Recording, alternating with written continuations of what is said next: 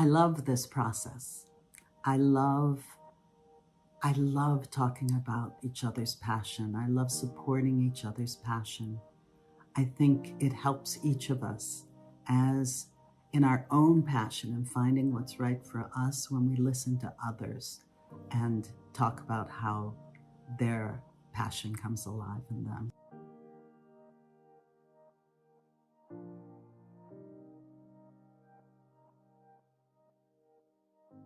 Hi, my name is Senka Caro, and I'm founder of LightNet.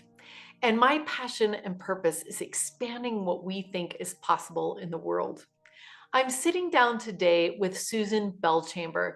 She's a neurotherapist and ontological coach, and she has advanced degrees in psychology and international relations. And I really see her as that. She's such a kind and unitive person, finding the commonalities in people, bringing groups together. She has important positions in the Holo movement, in evolutionary leaders, in Bethesda Green, the Integral Spiral Dynamics group, and the Simplicity Matters group. All of these things she's working to bring us together to see the world in a new way. It started very young. I really recognized that psychology was a passion because it helped me understand people. And more recently, I found that people really need a more expansive sense of self, that they really start waking up to their transpersonal self as well as their more narrow sense of self. And that is so exciting to me. I love it when people come alive in that way. There's one story that I feel is it's so interesting. I believe in synchronicity. So this is a story of synchronicity. That I was living in England, in Wimbledon, and I was just starting my psychotherapeutic journey. I was going to school up in Regent's College, which is the north part of London, and I'm at the very southernmost part of London. I just had a baby, and I was, stressed as a new mother. So I was late taking the tube up to Regent's College. I showed up in my class and everybody else had chosen the books to present. There were about 30 of us. And I got a book nobody else wanted to touch, which was Ken Wilber's Spectrum of Consciousness.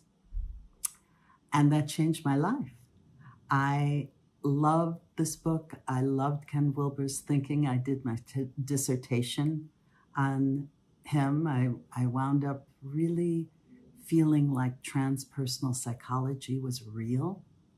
And what was possible just went, my mind just really expanded. And I got to tell him this story in person once. And it was just so fun that it found me. It was something that found me versus me finding it.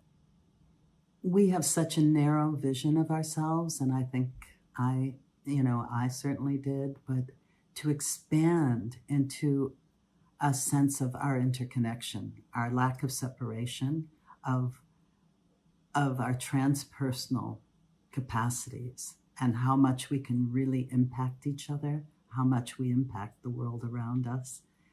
I think we're only beginning to figure out how strongly true this is. Yeah, well, the biggest struggle has been trying to meet people where they are and love them, and particularly as clients, but even as friends and allies, that we still narrow down, particularly when we get defensive and when we're really trying to promote a specific idea. And I think the defensiveness of human beings, because we feel so isolated and alone. And as we begin to experience this space of connected capacity, we change. We become just more fluid, more beautiful. And yeah, but I think the difficulty is getting people to relax and recognize how expansive they are. Like Walt Whitman says, we contain multitudes. We don't have to worry so much about how much we contradict ourselves or how much we show up as an individual. Well, my son, I have a 31-year-old son, and he used to call me his mystical mama. And this was not a compliment. And now, just yesterday, we were with a group of people, and he appreciates it now. I mean, that is from a parent's heart. This is just so amazing to have your son. He says, "Oh, Mom, you've changed." And I realize I have, but he has also broadened his scope he's really broadened his scope of how he sees things too. And I have this impact on people, I think, and groups. I work with small groups. And when I'm in the flow, people begin to feel like they're more and more, they have more space to expand into the fullness. They have interconnections they didn't think they have. Synchronicities happen all the time. And it's so much fun.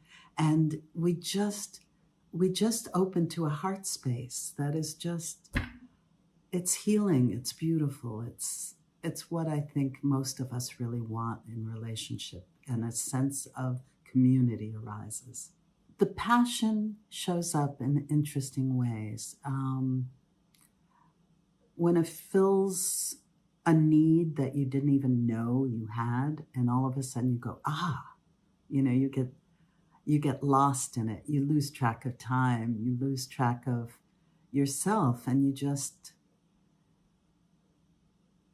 I think just this joyfulness arises, and an ease of focus, like you wind up just doing research, and it's not hard. It's not like it's for a project for school.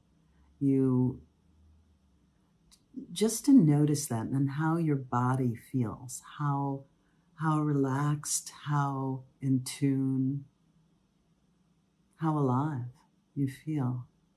I think these are all just clues, and don't judge yourself too harshly.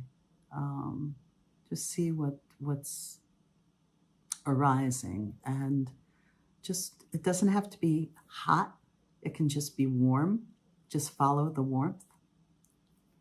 And sometimes you'll have moments of that heat that seems like perfection. But I think people know it. If you give yourself enough space to just know that it's not an end-all be-all, that you try things out and see. If most of the world found their purpose, I feel like this is the world we all really genuinely want to live in. Because people would not be in competition. They would not be playing a zero-sum game of what's more for me is less for you. I think at that point, things change, because then we don't have to pretend to be something we're not. And that opens up an amount of space for us, that we have so much more energy, we have so much more aliveness. We're not wasteful. We're really doing what the world needs. And we'll find each other because we're more genuine with each other. And I just feel this possibility of a felt sense of belonging, expanding, and creating a world that works so much better for all.